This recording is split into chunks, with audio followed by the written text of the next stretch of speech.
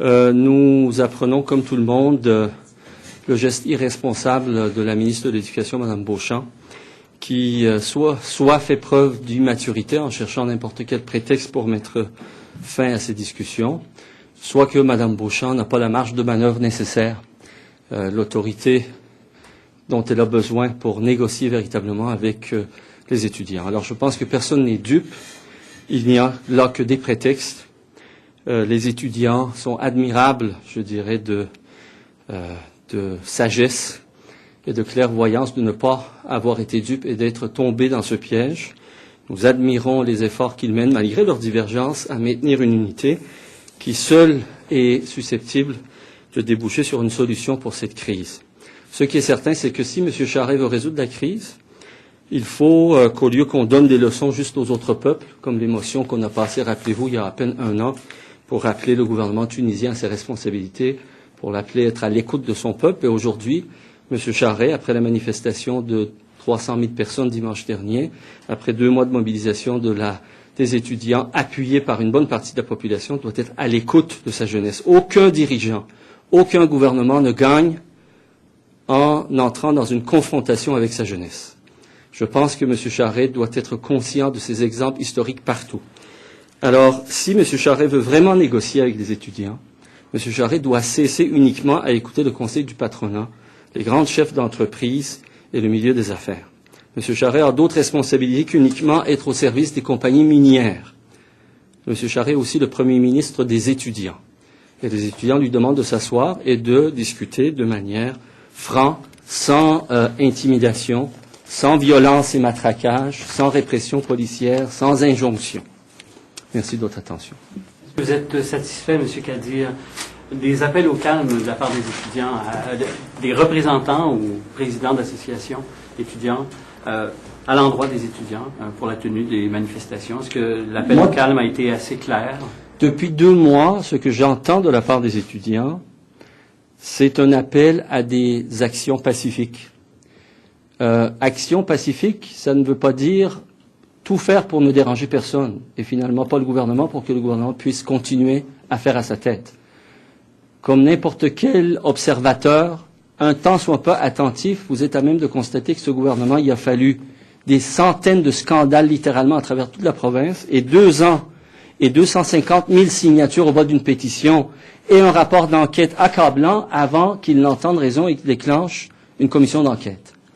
Alors, voulez-vous bien me dire, est-ce qu'à la place des étudiants, vous n'auriez pas fait exactement de même si vous seriez attendu ou voulu que le gouvernement puisse répondre dans un délai raisonnable à des attentes légitimes?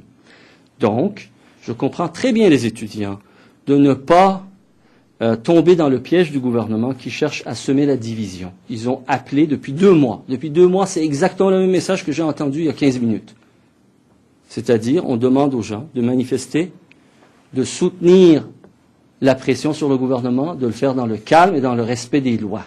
Maintenant, les étudiants, c'est pas le chef de police de Montréal, c'est pas comme le maire de Montréal avec son service de police, ni M. Duthil avec la Sûreté du Québec. Il n'y a pas une chaîne de commande hiérarchique. Surtout quand on parle de la classe, c'est un mouvement très, très horizontal. Il n'y a pas de hiérarchie. Personne ne peut donner d'ordre à d'autres.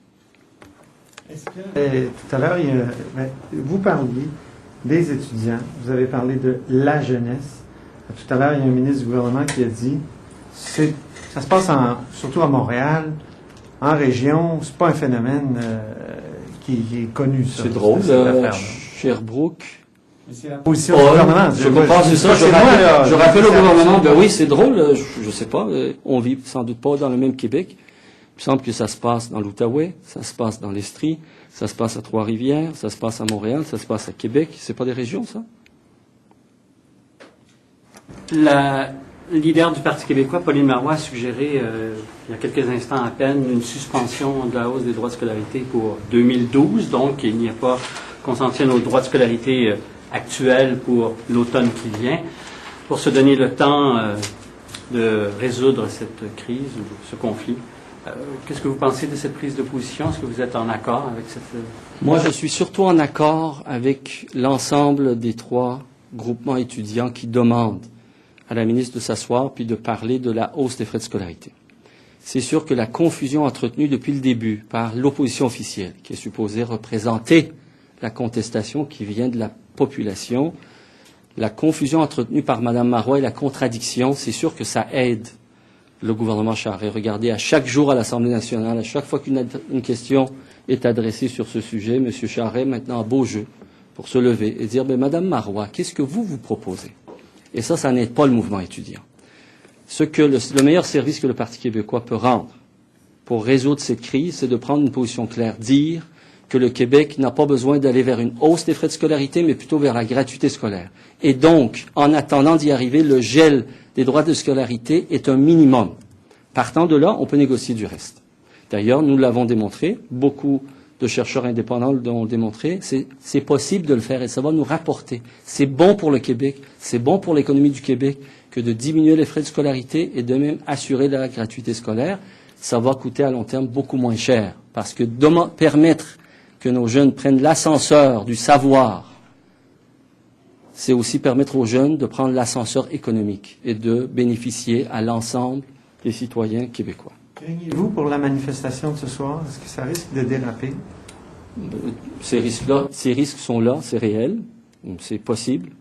Et la responsabilité, maintenant on peut clairement le voir, en est une qui est celle du gouvernement. C'est la responsabilité du gouvernement, puisque si Mme Beauchamp, au lieu de faire la comédie qu'elle nous joue, elle serait assise à table en train de négocier, on n'aurait aucun risque. Merci de votre attention.